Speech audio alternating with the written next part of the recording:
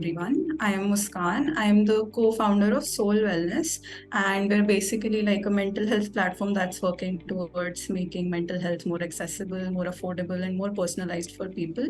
And I'll be moderating today's session, which is being conducted by Frontlist Media. So first of all, just want to say a really warm welcome to all three of you, Ms. Scherezade, Vandana ji, and Niladri ji, and I hope you're all having a great day today.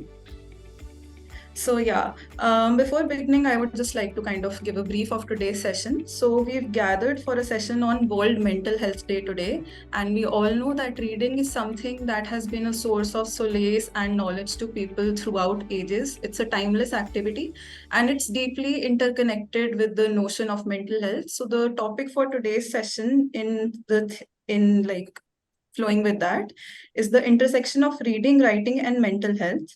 And to celebrate this day and to talk about this theme, we have three writers from very diverse backgrounds who write about very different genres with us, Niladri ji, Vandana ma'am, and Scherezade ma'am.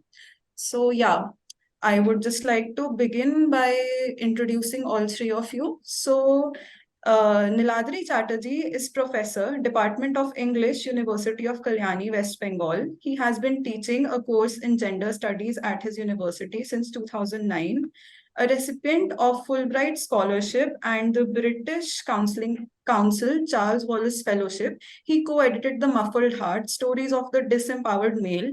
He has published in the journal American Notes and Queries, Intersections, and has recently begun contributing to The Wire.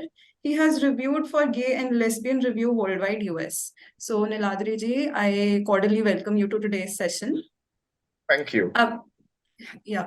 So up next we have Dr. Vandana R. Singh. She's an author, literary translator, and language educator. In her work, she focuses on dissemination of liberty, plurality, equality, and social justice, and the real-life implications of these. Dr. Singh is currently working in the area of education technology and skill development. She has been involved with education as an associate professor, curriculum developer, textbook writer, and content editor.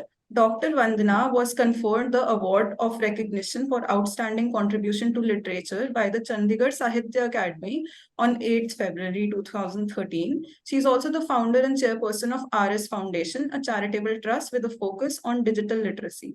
So, Vandana ma'am, I welcome you to today's session. Yeah, so up next we have Ms. Scherezade Siobhan. Am I pronouncing that right? Yes. Yeah. All right. So she has 20 years of cumulative experience as a trained psychotherapist and clinical psychologist, therapeutic coach and catalyst, leadership strategist and facilitator, talent development and behavioral intervention specialist who works with organizations, individuals, and communities towards holistic wellness goals. She is an award-winning writer whose work and words have been featured in various portals. She is the author of books like Bone Tongue, Father, Husband, and the Bluest Kali.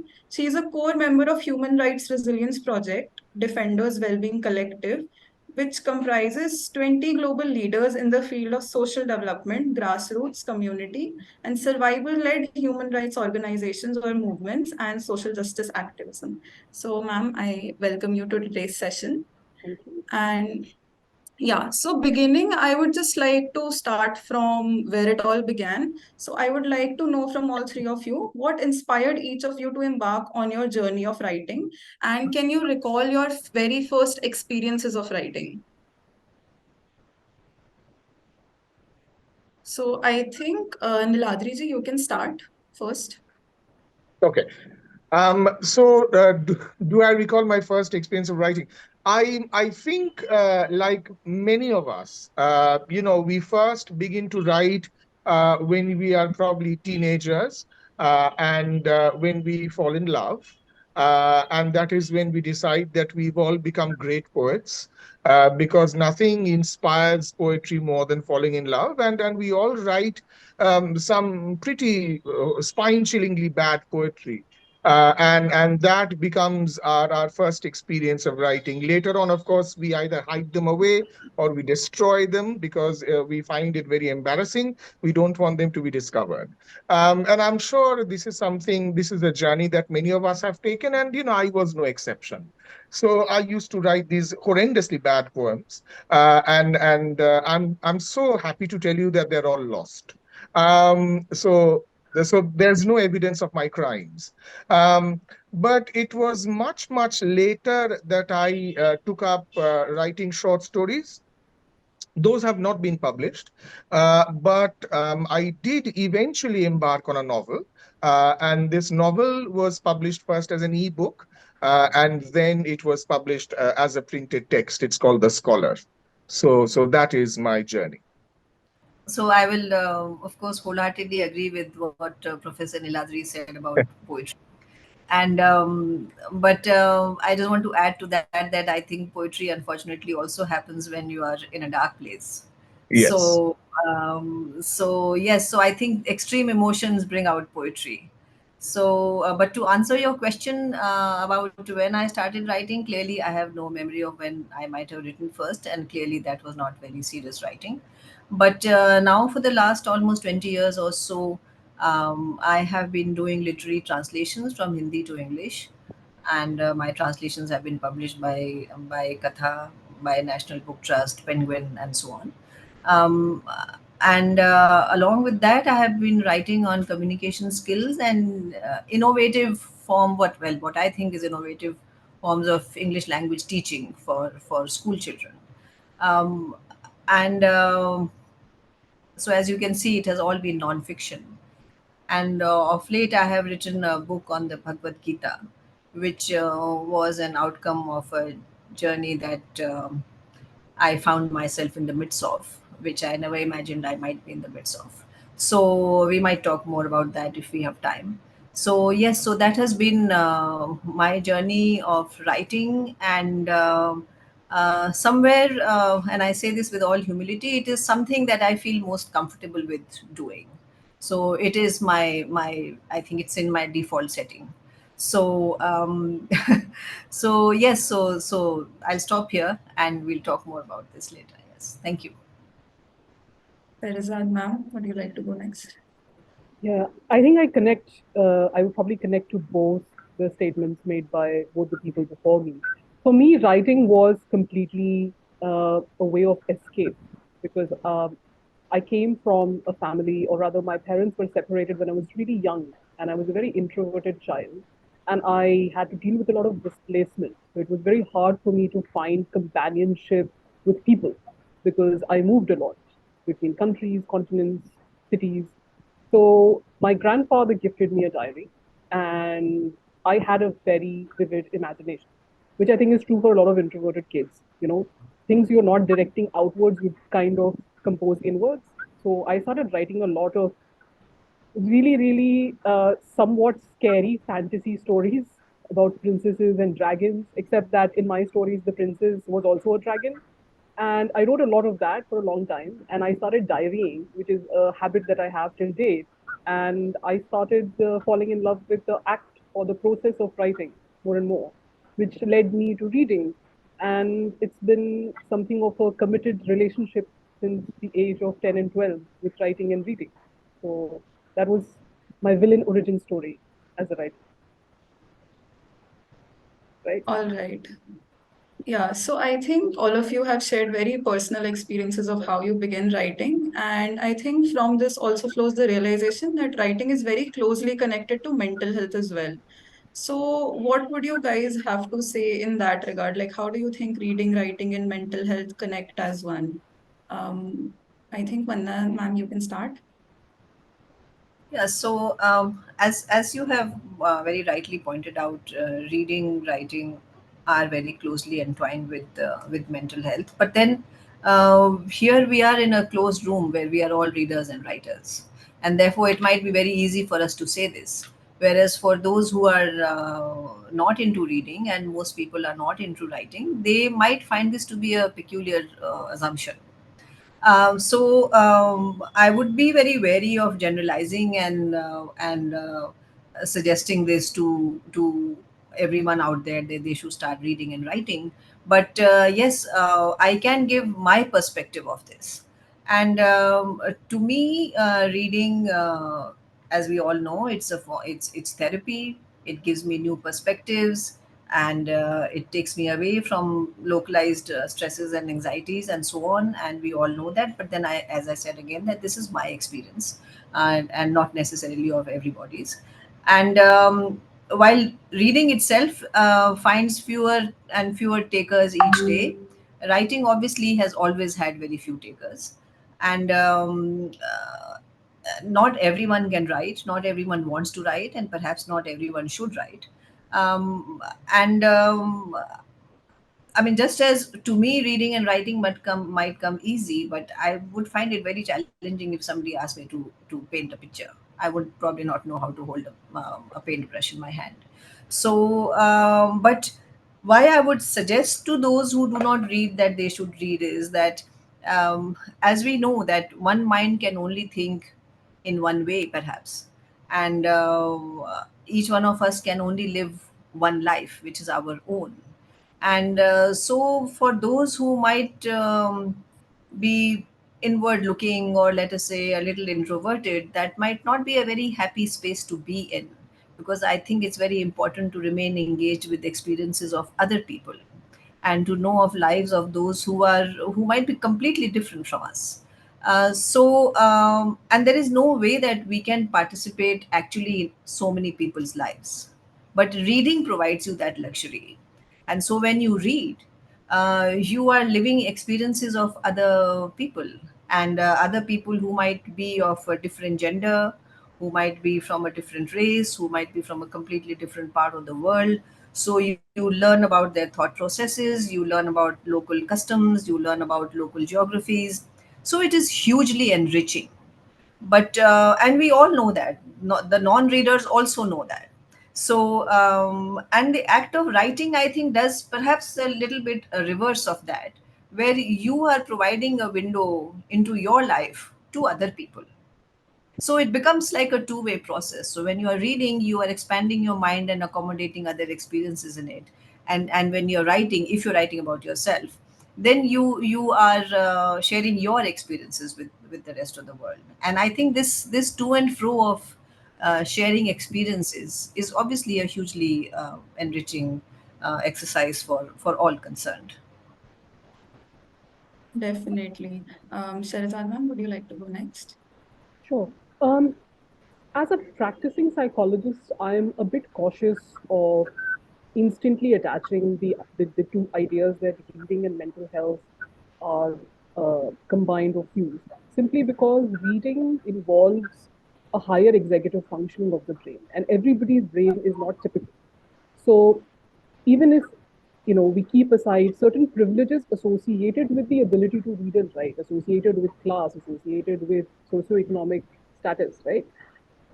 Each individual doesn't always have the capacity to assimilate acts of reading and writing into their day-to-day life. So keeping that aside, I 100% agree with the fact that reading is the quickest way to move mentally, right? Because it's a form of transport. you know, for me, growing up in a very scattered environment, it would give me a shelter of sorts, which was not present in the physical world. I would escape into this environment. From that perspective, reading is great. It's very useful, it's very nourishing, and it can provide a sanctuary to people. It can also help you find what in existential psychology we call empathetic witnesses, you know, where either you are witnessing something where you can relate, you can find some form of catharsis which is absent in your immediate environment, right? Or your presence, as a reader can help the story or whatever it is you're reading, poems, stories, books, novels. You can become the empathetic witness as well. So it's sort of a silent community building that happens, which I think is quite nurturing from that perspective. Um, so I do think that it helps with the overall sense of belonging at times, especially for people who do not have that in their immediate physical vicinity. I think that's what it helps with. Because I'm a little wary of the word mental health also now as a practitioner, because I think it gets very narrow and it tends to become a buzzword of sorts. I would say that reading can sometimes help balance your sanity, particularly when you're feeling very unmoved. So I think from that perspective, it's a compass. In terms of writing, I think writing is a vast ocean. I think people should write if they want to. I don't think everybody has to be published, but I think people should write, you know, because it's a form of self-expression, And we have noticed in therapeutic discussions, in therapy sessions, that people do show a sense of soothing when they start journaling.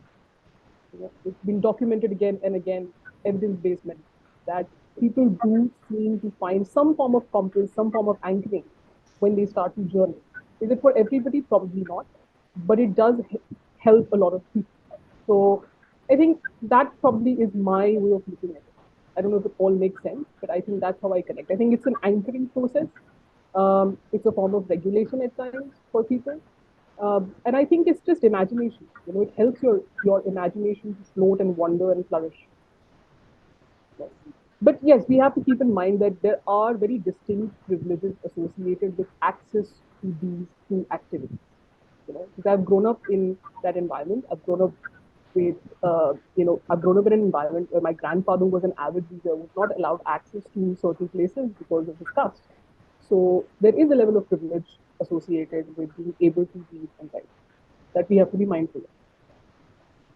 I think that was really well put and it did make a lot of sense. Niladri ji, would you like to add on to this? Yeah, so see, since I am a teacher of literature and of language, I will approach it from that particular angle. So for me, writing is about basically trying to achieve two things. One is clarity, the other is distance. So you see, because when we are, I mean, when you are actually typing out, a WhatsApp message because you're very, very upset, that is not the kind of writing that I'm talking about over here. I'm talking about the kind of writing where, the other panelists mentioned about keeping a journal. So when you're keeping a journal, that I think is such a brilliant practice. And by the way, I have been keeping a journal off and on since 1985, and I still write daily. So writing a journal is a good practice, because when you're writing a journal, your thoughts are in a jumble, your thoughts are in a mess, it's a cloud. But when you're having to write your own thoughts down in your diary, you are forced to bring out the thoughts one by one. So there's a kind of discipline that writing imposes on your thoughts, which otherwise, so when you're screaming, for example, there is no need to discipline your scream. But when you're writing, you have to write one sentence only after you've written the previous sentence. And this disciplining is very important, because not only does it help you to order your thoughts, it also definitely asks you to put a certain kind of distance. So it basically forces you to, in a certain way, step out of yourself. How are you stepping out of yourself? You're stepping out of yourself because you are using language that is used by other people too. So because you're not you creating a language your own, because the words have already been used, you are using other people's words, other people's sentences, other people's grammar to make sense of your experiences. And that automatically gives it a kind of distance, which I think is extremely important for personally speaking, for my psychological well-being, is that, wait a minute, let me not run away with what I'm feeling, let me try and understand what is going on. So that is why I think writing is very, very efficacious. As far as reading is concerned, for me, again, that's a learning process, because a student of mine had once asked, "Sir, how do you define literature?" And I had said that I define literature like this: literature is a constant struggle. Literature is a constant struggle to expand the prison house of language in which we all have to live. That is my definition of literature. Because language is a kind of prison. We only have so many words, and with those words, we have to express ourselves. So, what does literature do? Literature expands language by creating meanings out of words that we were previously unaware of. So, what literature does is that it expands language, not necessarily by creating new words, which is something that science can do, which is something that social sciences can do.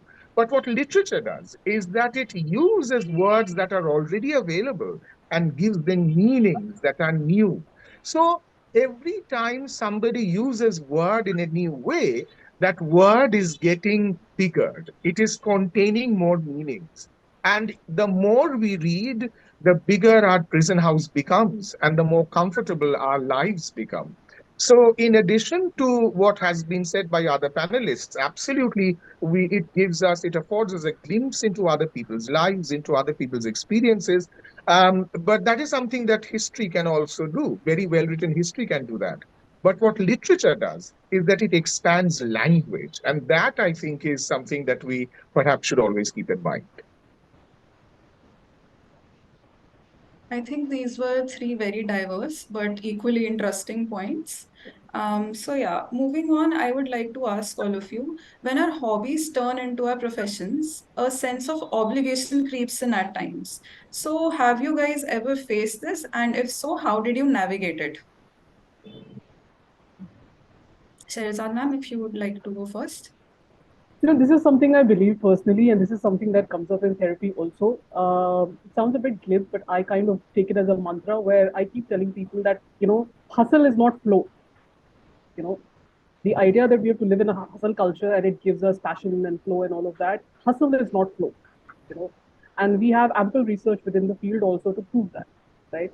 I also think that it's very important to differentiate between or not even differentiate, I would say it is important to comprehend the spectrum between the polarities of excellence and enjoyment. There are certain things you will do in your life that will be at the perfect intersection of things you will excel at and you will also enjoy. There are certain things you absolutely must suck at, but do anyway because you derive enjoyment from them, and you should not make any attempt to make anything else out of it, right? So from excellence to enjoyment, there is a massive spectrum, and it is not advisable to place everything we are trying to do in our lives at that perfect intersection of excellence and enjoyment. Certain things you will excel at, you may not enjoy. Certain things you will excel at and will also enjoy, and certain things you will purely enjoy, you will never excel at. It's very important to understand the spectrum. Secondly, it's very important to also, I think it's very critical to comprehend that what are the furthest limits of your most applauded qualities. I think a lot of times people fall into a trap where they are constantly put on a hamster's wheel, or they put themselves on a hamster's wheel because they are not aware of the final limits of their most utilized and the most celebrated qualities. If you're creative, then you should know at what point your creativity is exhausted and when you need to tap out, replenish, and return. It's very important to know that. I see this in therapy a lot of times, right? People who are conditioned to believe that they can solve everything by being resilient because they have been celebrated for being resilient. They are constantly resilient, right? So out of every crisis, they believe that with resilience, I can completely overpower this. And it's very important, not to be French about it, but it's very important to give room to boredom. Boredom is essential, right? So I think personally for me, because I am very well aware of what are the limitations of my finest quality, whether it's creativity, whether it is intellect, whether it is empathy, I think it helps me disengage, because as are the titles of so many famous books on therapy and psychology, the body keeps a score. The body remembers. So if you do not actively disengage, the body will find another way for you to disengage. Therefore, remember that spectrum. I think for all of us, it helps to remember the spectrum and not try to force fit everything at that perfect intersection of I will excel at it and I will also enjoy it, and that will go on forever and ever. I think that's very important. So that's my approach. I don't know if it's useful universally, but I find it to be of some use to myself in some of my therapy. I think that is something that resonates with me as well because I have a hard time kind of distinguishes where my limits end and where they start. So I think I also resonate with that. Niladri ji, would you like to add to that? I think, it's a very valid point that, once your hobby becomes your profession, then there is an obligation to keep producing. And I think that obligation can actually be very detrimental to the creative side of you if there is a constant deadline that you have to keep meeting.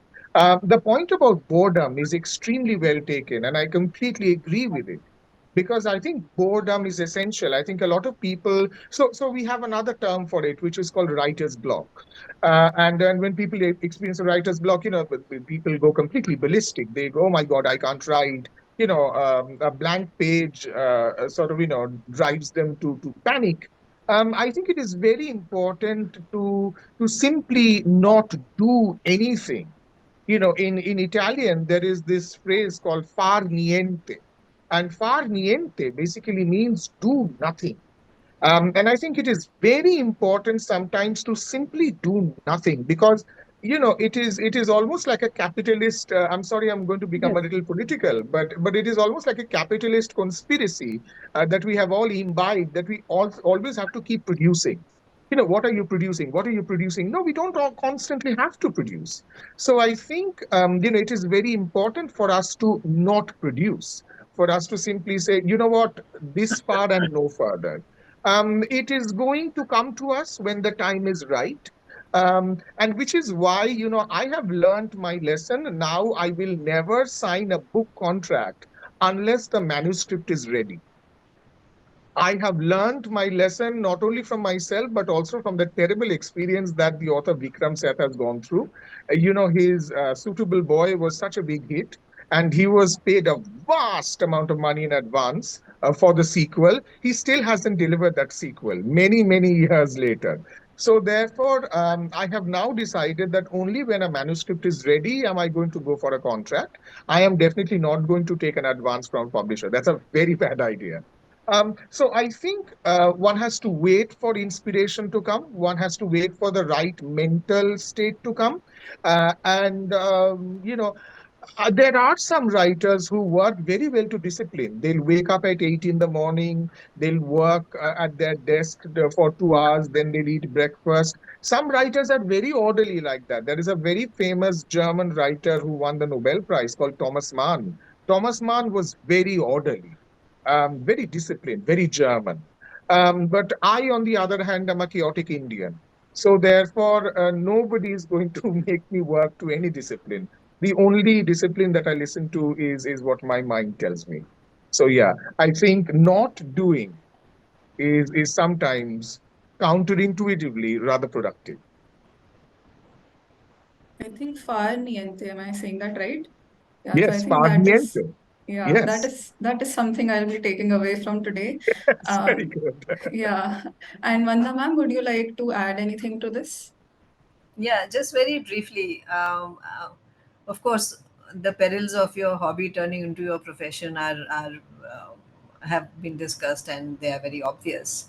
But I just want to, as others were speaking, I was thinking that I know of at least two people, two different people. One who was into gardening, and another who was very fond of his dogs, and both of them, when the time came, refused to.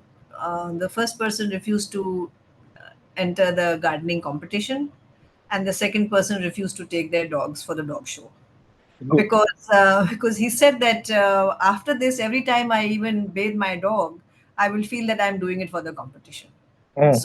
So he just put his foot down, and I'm not doing this. And same was true of gardening also, that I'm not entering my garden into the local municipal committee competition. So there are some people who can be very clear headed about this, and who can take that call even before that complicated journey starts. So hats off to them. But most of us are not able to do that because so it's a double-edged sword, in a manner of speaking, that your hobby is something that you are good at, and because you are good at it, it becomes your hobby. And because it is your hobby and you are good at it, therefore it can become your profession. If you were not good at it and if you were not already into it, then perhaps it would never become your profession. So while it does seem to be like a natural progression, but yes, I can say for sure that it completely kills the joy of that hobby, and I have experienced that as an editor.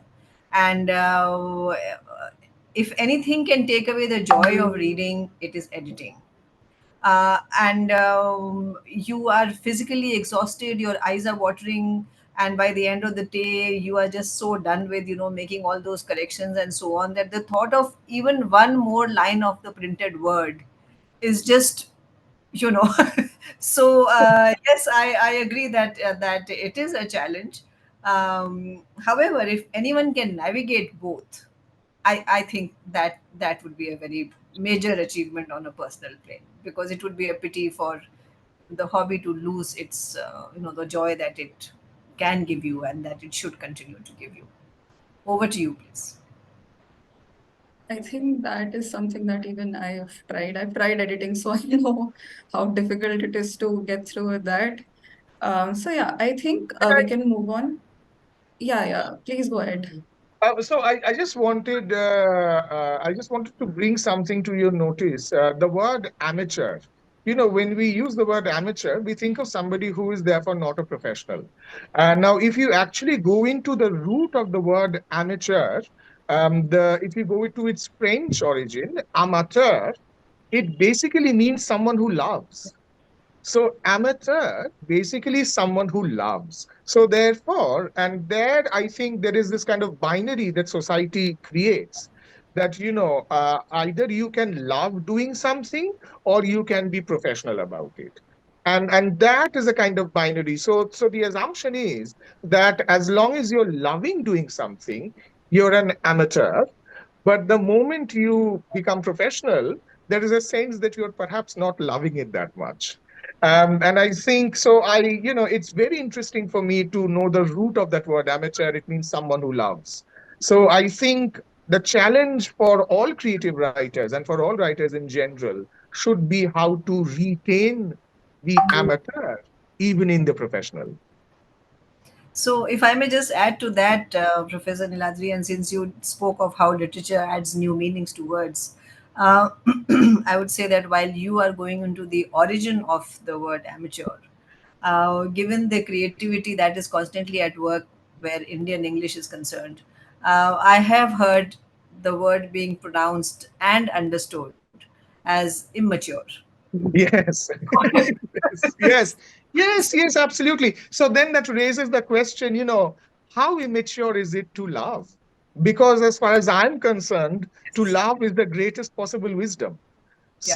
So then, you can just laugh back at the people who basically, amateur equals immaturity. You can tell them, do you realize that amateur means somebody who loves? So are you telling me that it is immature to love?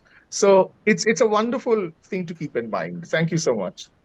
I just want to tie these two things together from a psychological perspective, Yeah, that we yeah. often say, like, developmentally, like when children go through a developmental journey, immaturity is perceived very different in my profession. You see, very differently in my Yes, profession. yes, We encourage absolutely. immaturity because for Yes. children to survive, a certain type of immaturity is needed to experience because it Hmm. allows them the curiosity to go and Correct, touch and experience correct. and differentiate between this being a rose and this being a sunflower and this is the hand and this is the foot. Yes. So that maturity is very essential in the developmental journey of a toddler. Immaturity as something that is productive. Yes. That Yes, immaturity absolutely. helps in establishing what we call attunement, or Correct. attuning. Yeah, yeah. So in a way, it's quite fascinating, right? This is a lovely part of this discussion because it connects so many different facets Yeah, together. yeah. Thank you so much for the those additions. I think they did add a lot to the conversation. So, right, moving on, I want to know the top three things that all of you do for yourself in terms of self-care. So, Vandana ma'am, you can go first. Okay. Uh, Top three things, right?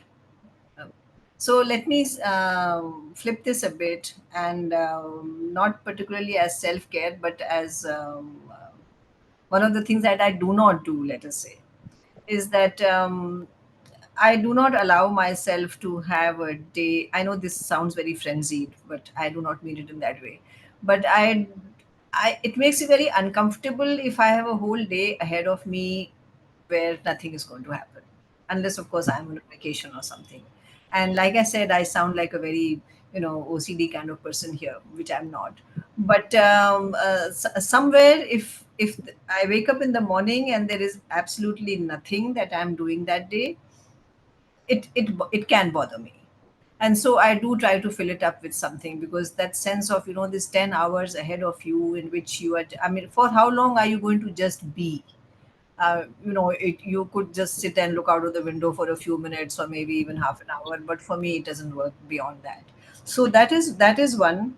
And the second, I would say, I'm not sure if I'll be able to think of a third, but the second is, what works for me each time, and what I very actively try to put into play, is to to take an aerial view of situations. And I feel that it's such a uh, simple, non-expensive um, way of getting yourself out of some mess which is immediately around you, or might even be around you in the larger sense. Because just to be the fly on the wall of your own life, or just to have that capacity to to have two lines of vision ongoing at the same time. One is that you are on the stage and you are performing and you are an actor, and the ability to at the same time also be in the audience and to watch yourself perform. And I think that sense of detachment is extremely empowering. And it somewhere,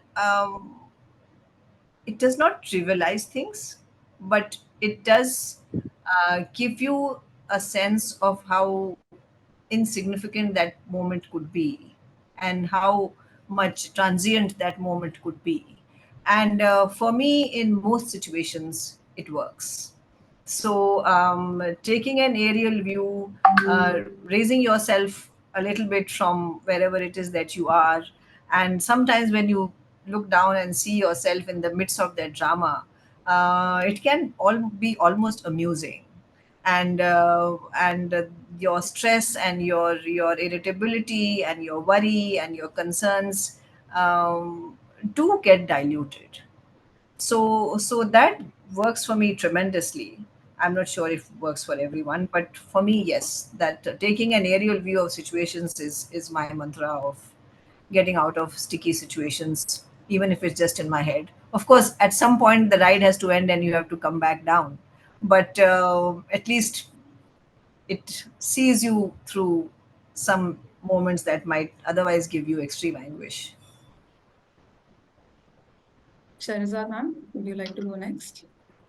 I have a very contentious relationship with the word self care, because as a psychologist and as particularly as a practitioner, um, I come across this word quite a bit, and unfortunately for a lot of people, including myself, self care becomes another task, which a lot of times when you are feeling overwhelmed, and you're already feeling a bit depersonalized or disconnected, or you're going through exhaustion or a depressive spiral, it somehow tends to turn into another thing to do, you know. So uh, I feel a bit afraid of engaging with that word. I do feel that what really helps me, because for full disclosure, I've lived with clinical depression since I was a teenager. One of the things I tend to float into when I go through a depressive episode is a form of disconnection. You know, there is a disconnection from self, from the world. You kind of become very disembodied. So for me, some sort of self-compassion is very important. And self-compassion is a very difficult, and it's a very foggy concept at times, but I think it is also very essential, because more than self-care and self-love, self-acceptance is the cornerstone of being okay with where you are. Self-acceptance. You know, I follow existential psychotherapy. I was trained in existential psychotherapy, and my favorite line of all times is from Dr. Irvin Yalom, who says that nobody is the sum of their parts. So you're not a neat equation where all the parts of you will add up, and accepting that is very useful, I think. So for me, self-care is something that is distinctly attached to self-compassion and self-acceptance. Accepting where I am, accepting what is within my reasonable area of control and what is outside of it, and not pushing against it much at that point in time. You know, Cynthia Ozick, who is one of my favorite writers, story writers, she has this. In an interview with Paris Review, she had this lovely line, which I think I've been using for years now, where she says, "Trust the afterwards." That learn to trust the aftermath, learn to trust the afterwards of whatever is happening. You know, so I kind of tend to lean into that. From a more, I would say, day-to-day, pragmatic, practical perspective, I love animals. When I am not feeling all right, I do not want to be around human beings because I distinctly feel unsafe or whatever might be the case. So I love animals, and being around dogs is my antidote. Um, Feeding dogs, taking care of dogs. Because dogs, quite literally, are the most unconditionally accepting creatures in the world. You know? So being around a dog can sometimes be very cathartic because, especially around community dogs or street dogs, because there's a level of courage and resilience in those animals, which I wouldn't want to say. I wouldn't want to silver line or sound inspirational about it, but it is kind of inspiring because they go through a lot. So I just go and sit with the dogs because I feed quite a bunch of them where I live. So I go sit with them.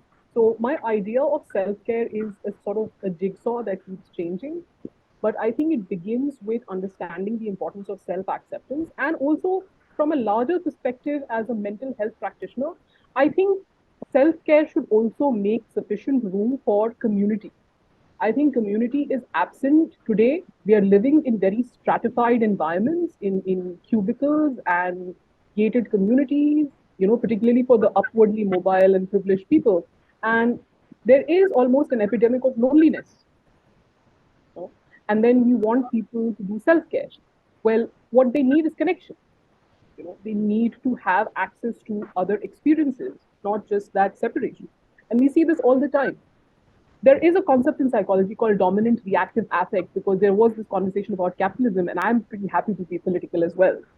So dominant reactive affect is essentially this concept which says that every age of capitalism enforces a reaction on the population. You know, it could be misery after the wars. It could be depression at a particular age. Right now, the dominant reactive affect across the world is anxiety linked to precarity. That everything is replaceable. You have no security where you are. Everything can change. You're in a rented apartment. You don't know when the landlord will take that away from you. Your job, you could be replaceable. So I think people need community, because community gives a sense of stability and anchoring. It could be anything. It could be a book club. It could be a cycling club. It could be anything. A very important part of self-care has to be community-oriented involvement, which is somewhat missing, I would say. It's possible, but it's missing. Niladri ji? Yeah. Well, so basically, there are a few things that I do in order to take care of myself. One is I have a particular favorite radio station that I listen to. And it is always a source of inspiration for me because they also play music, but they also have news, they have chat. And what I like about it, and by the way, it's not an Indian radio station. I hear it on my phone. It's a British radio station. And what it does is that, again, it sort of takes me away from my immediate surroundings, because this is coming from a different country. It's coming from a different society.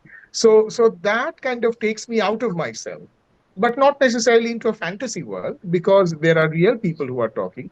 And I think this escape from myself is something that I find very therapeutic occasionally. The second thing that I do is very, very mundane. I have a favorite perfume, and it has worked every single time. If I'm unhappy, if I have sprayed on that perfume, I promise you, I will start smiling again. I don't know what chemical reaction it has. It's not a very famous brand either. It's quite cheap, but the perfume works for me. The third one is something that you're already familiar with because it is kind of my motto, which is again far niente. Uh, uh, Doing absolutely nothing. And I have spent hours and hours and hours doing absolutely nothing. And at the end of it, I have come up with an amazing idea or some interesting concept. So therefore, I find that my brain needs to, I probably have a very, very lazy brain, which needs frequent bouts of rest. But it has worked for me. Doing nothing has absolutely worked for me. So if you come, if people regard me as a patron saint of anything, I would be perfectly happy to apply for the position of being the patron saint of laziness. I think what this reminds me of is we all, like often hear people say that self-care isn't selfish, but I think what this No, would kind of no, no, no. remind us of is that it Can doesn't I? also have to be difficult or complicated. Yeah, yeah. So can I just tell you very quickly this idea because I teach gender studies as well. So let me tell you that this whole idea of self-care is a very, very feminist concept. And I'll tell you very quickly why it is a feminist concept. Because women are traditionally taught not to care for themselves, but to always care for others. So what this does is that women are so busy caring for other people that they bring on themselves illnesses, very serious illnesses, such as malnourishment, and all the other illnesses. So therefore, feminism makes self-care a very important part of its politics. So I regard self-care as a kind of politics because it is the politics that basically forces you to take care of yourself when society is asking you not to. So then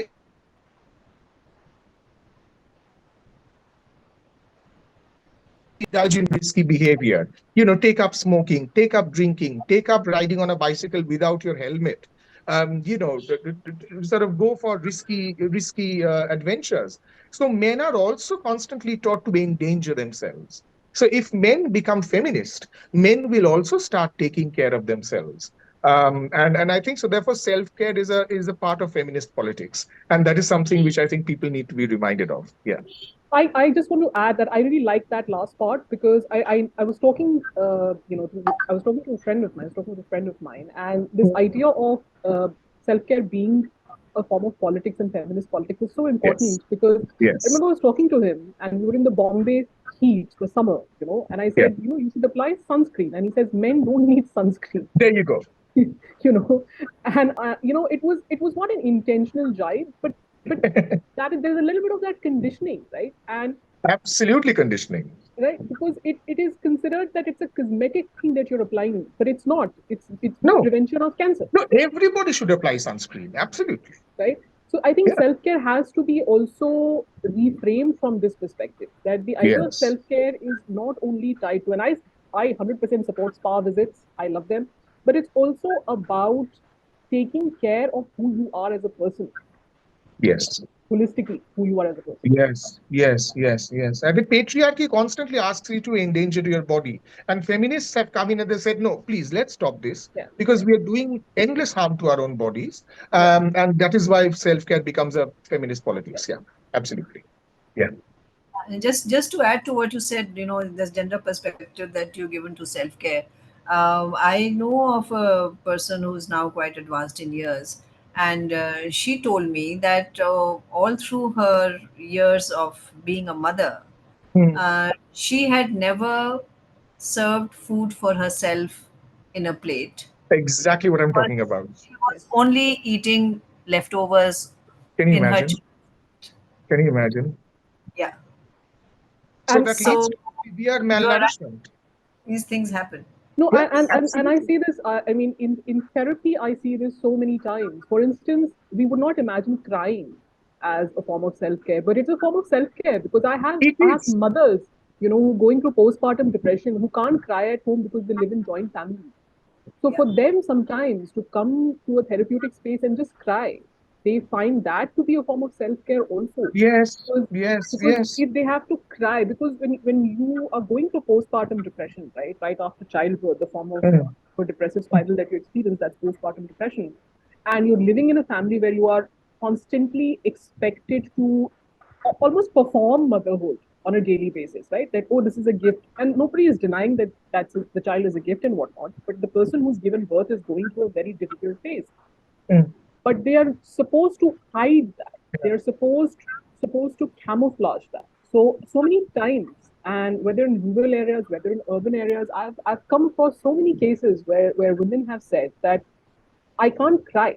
I would feel really relieved if I could just cry without having to hide, without, calculating that my husband will be back by this time, my in-laws will be here. So I have 15 minutes, 10 minutes to cry, clean it up, and go back, right? So self-care is also about this aspect of existence. So yes, Yeah. it's absolutely, I would say, socio-political from that perspective. Yeah, and very quickly, there's just one another aspect of self care in the gender perspective, and that is that if a person is widowed, or I don't know what the word is for Mhm. a man who loses his partner. Mhm. Widowed, Um, widowed. Mm. no, if a person is widowered, do we say that? I don't know. Mhm. Oh, So, okay, okay, okay, okay, okay. Mm. so um, a man must marry again because he needs someone to take care of him. But a woman is okay because she can cook, Yeah. so he doesn't need anyone. So, so that's another view of self Blatant, care. blatant, blatant hypocrisy. Yeah. Yeah, because how will a man live alone? Who will cook for him? Who will clean for him? Therefore, he must marry again. Yes, But a woman can cook and clean, so it's fine. She can live alone. it's fine. Yeah, so I think flowing from this discussion, I would now like to move on to the next question. And so, Professor Niladri, you basically in your book have written about Krishna Gopal Malik ji, and you have described his life as a queer individual living at that time in Kolkata. And Sherazad ma'am, you have also in your book written about a lot of your personal experiences and how you've dealt with trauma and PTSD as a kid. So I would like to ask, what do you think is the role of talking about such identities in the realm of mental health, and why this becomes such an important topic of conversation? So I think Shahzad ma'am, you can start first. Okay.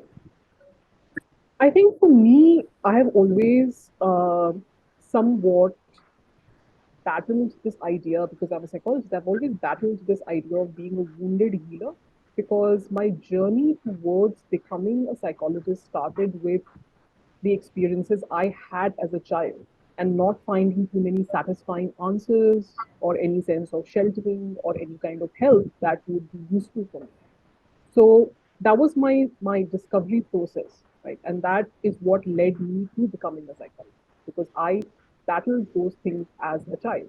So I feel that my position as a psychologist is that of a wounded healer, that there's a level of imperfection and a work in progress to who I am also. And I don't think that is an impediment. I think that's very useful when I engage with people because I don't come from a sort of prescriptive mindset of I know, you don't know, I'm trained in this, I will tell you what to do. That's not the approach. It's important to talk about aspects of your identity because it ties into the first question that we were discussing, that there's a type of empathetic witnessing that happens there. Um, People feel lonely in their experience. When I sit down with people, whether in formal therapy sessions, whether elsewhere, whether when we are training people, whether we are doing rural mental health workshops, the thing that you come to realize is that the world is alone together. There is loneliness.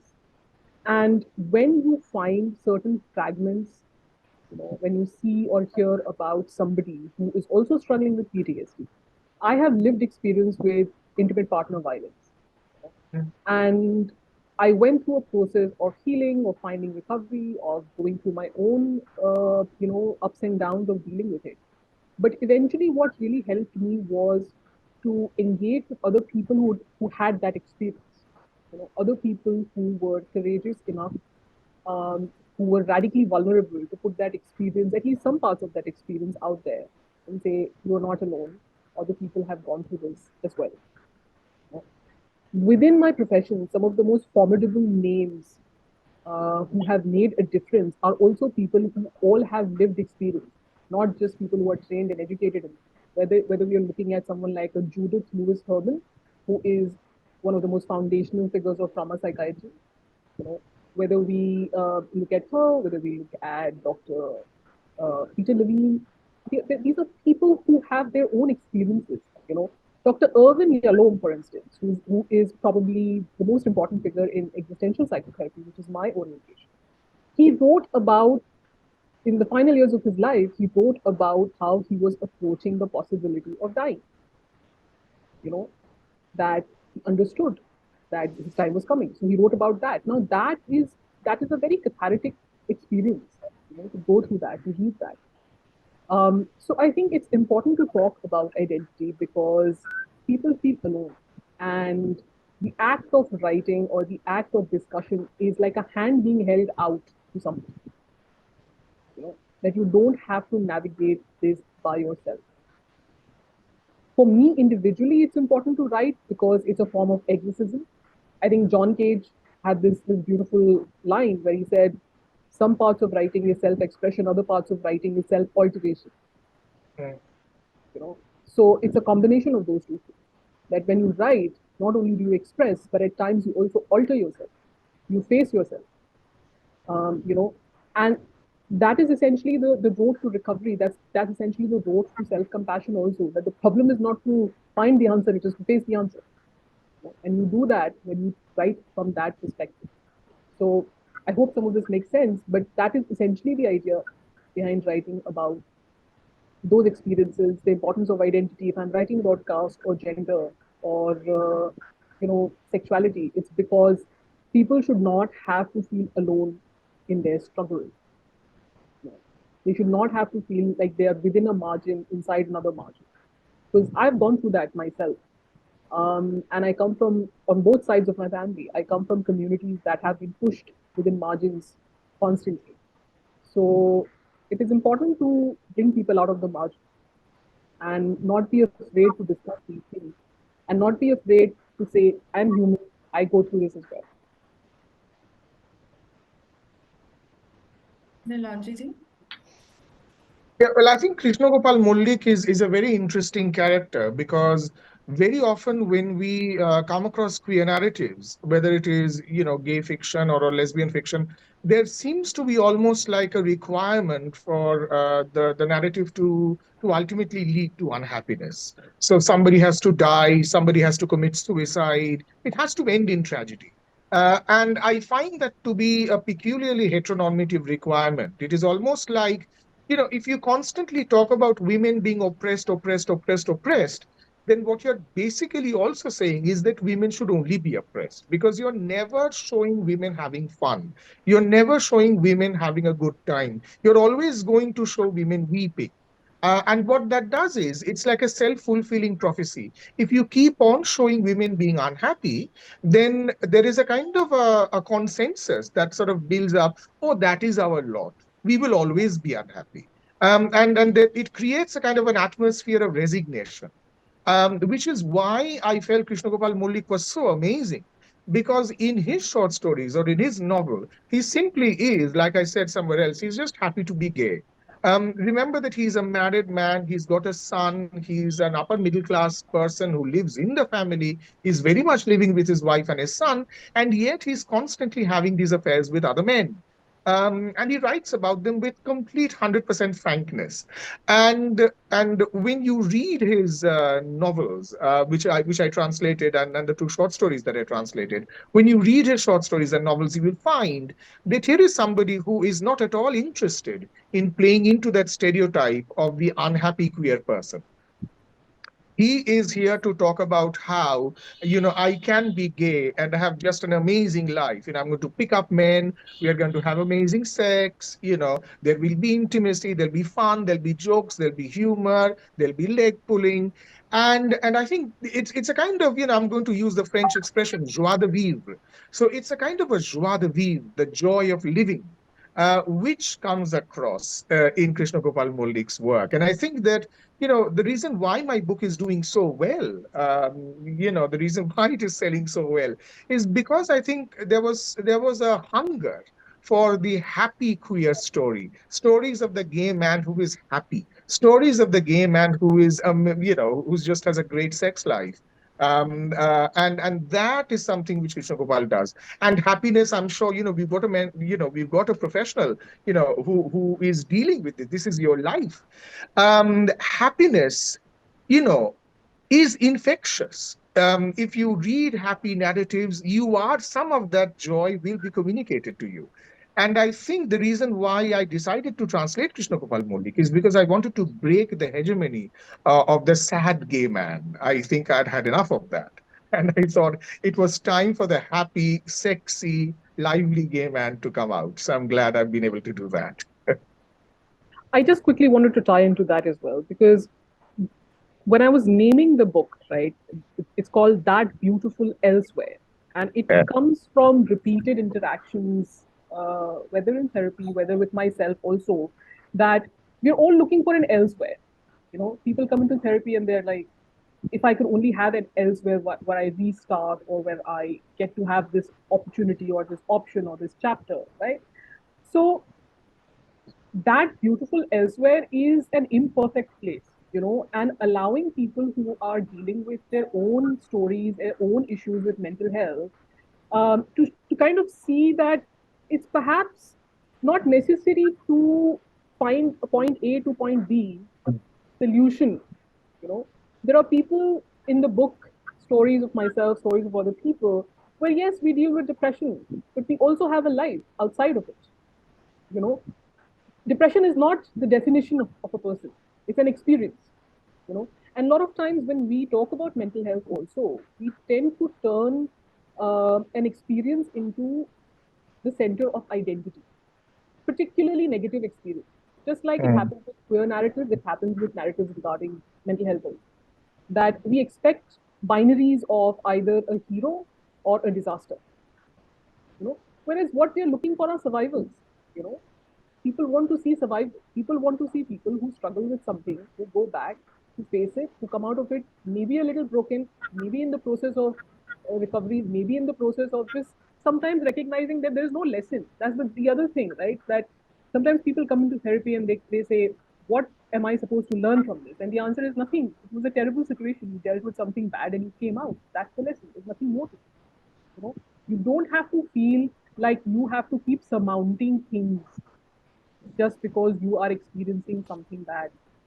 You're allowed to just exist also, right? So that beautiful elsewhere is right here within reach. It doesn't have to start somewhere else. It doesn't have to be that overarching storyline. It can just be regular people normalizing day-to-day existence also. Over to you. Vanda ma'am, would you like to add something? To genuinely thank all three of you for all of these valuable insights that you've provided. And I can promise you, I had a gala time listening to all of it. And I'm sure the people who will be listening to this afterwards would also have the same views. So just before we end, I would like to ask all of you to give a message to the listeners in honor of World Mental Health Day. So I think Vanda ma'am, you can go first. Okay, well, first of all, I'm very uncomfortable about giving a message because it does give you this sense of, sitting on this high chair and telling the world how to be happy. But since some people have greatness thrust upon them, I will attempt to answer your to do the needful. Um, my message actually is a lot of it would be repetitious because some wonderful points have been made by other panelists also. So I think um, my to put in a nutshell, a brief message would be for those who are in an unhappy place for whatever their reasons might be, is to build friendships and to make a conscious attempt to firstly be with people, and if possible to be with happy people. I think it's very very important. And another thing which is equally important is to be empathetic to those who are unhappy, Mm, but in a positive way. mm, It's not easy to do this. It's not easy to be with other unhappy people when you yourself might be experiencing some unhappiness. And it's a tricky path to tread on, because some of that unhappiness might actually make your situation worse. But if you can find that balance where you can let your empathy flow, and in that process, if you can make the other person happier, I feel that it might make you happier also. And when it's important to train one's mind to find happiness out of helping others out of a dark place. So, briefly, this is what I would like to say, and very quickly, I would also like to add here what the Bhagavad Gita says, and it says that there are three kinds of people: the Satav, the Rajas, and the Tama. And the Satav are those who are constantly in pursuit of, who are constantly in intellectual pursuits, and the Rajas are those who are looking at material pursuits, and the Tama are those who are given to sloth and laziness, and who are not doing anything particularly productive. Um, but um, but the Bhagavad Gita is not putting people into boxes. What it is saying, and which is the heartening part, is that each one of us has all three of these in us. And it yes. is up to us which one of these three we wish to encourage and nurture and wish to be known for. So there are days, as Professor Niladri said, when we want to just sit back and do nothing. So those are the Tama days, I suppose. Yes. But Yes. and all of us go through that. But the trick is to find a balance between these three also, True. because clearly True. all three are True. within us, and it's important to engage with all three sides.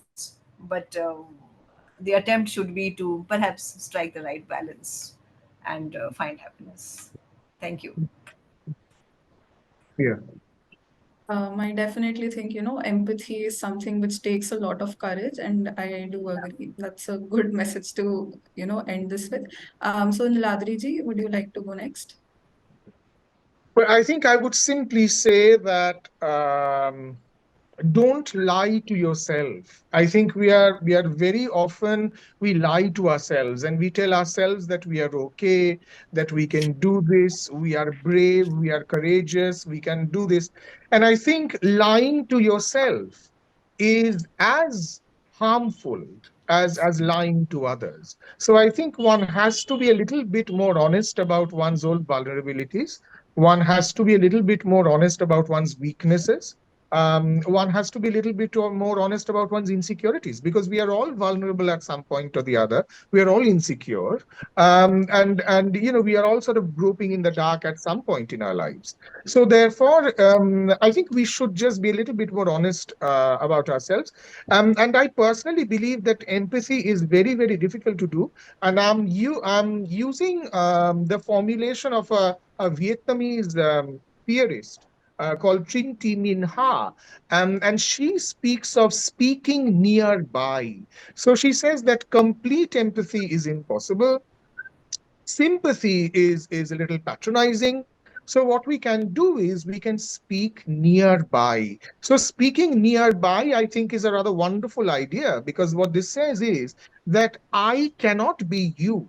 I will never be able to totally understand the pain, the suffering that you're going through. However, I can come near you. And I think this attempt to come near somebody, that I think in itself is a wonderful thing to do. So I think even if we are unable to empathize or sympathize, we should perhaps try to speak nearby. I think that's a really beautiful idea. And at last, Scherezade ma'am, what would you like to add to this? I think the word message begins with the word mess. So accept the mess, you know, like accept the mess. Yes. It's okay to accept the mess. It's okay to not feel ashamed about it. whatever we are, whoever we are, all of us have some or another mess, and to not shame each other messes, and to accept them for what they are. I'm not somebody who likes to give advice, and this is not by choice. This is just my professional training, because we are scrubbed clean from the idea of giving advice in my profession, right? We are told that you can never give advice. That's not your job, psychologist. So giving advice is something that I'm not good at. What I can tell you is I have survived, and I have seen a lot of people survive, right? Survival doesn't need to be planning for the years. You can survive on an hourly basis. You know, survive for the hour, the years will take care of itself. You take care of the hours, the years will take care of themselves. So you don't have to feel like you have, especially on the most difficult days, don't think about the years, think about the hours. That's the only thing I can say.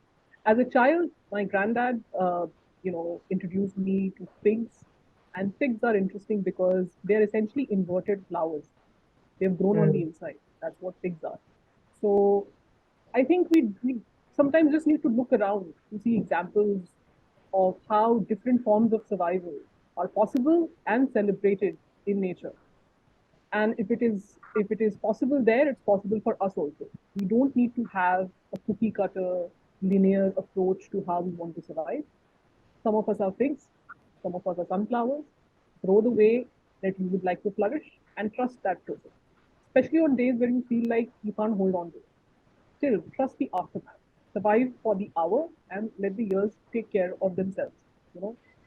And from a therapeutic perspective, I think one thing I keep telling my sister, I keep telling everybody, who particularly who are younger, because they go through so much stress with work, with life, with everything happening around them, is every thought is not an instruction, and every feeling is not a command. So you don't have to follow all of it. You know, you don't have to take every thought as an instruction. You don't have to consider every feeling as a command. Somebody said this to me when I was really young, that particularly when I was going through a depressive episode, this person said, depression talks to you. Why don't you talk back? You know, you can also talk back. You don't have to accept everything that this thing is telling you, right? I know it's hard, I know it's difficult, but yes, talk back. Don't accept everything that is echoing through you. Everything that is echoing through you is not a fact, right?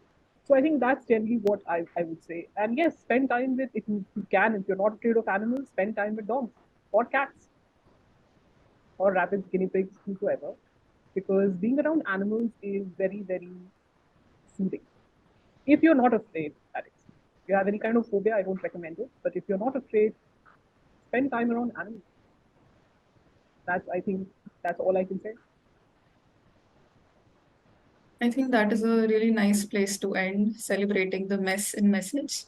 And yeah, at the end, I would just like to say it was really a joy to be able to moderate this session and to hear all of your thoughts, Vandana ma'am, Scherezade ma'am, and Niladri ji. And yeah, I think that is all for today. And thank you so much for joining. Thank you so much for It sharing was a your pleasure. insights. It was a pleasure. I was very happy to be here. It was a great panel, very good selection of people. Even though I'm a part of it, I'm celebrating myself. But that's what we just said, that we should celebrate ourselves, right? So Right. it was a very interesting group of people, and I think it was very well done. Yes. Yes. Wonderful. Thank you so much. Thank you. Thank Thank you so you. much. Take care. Bye.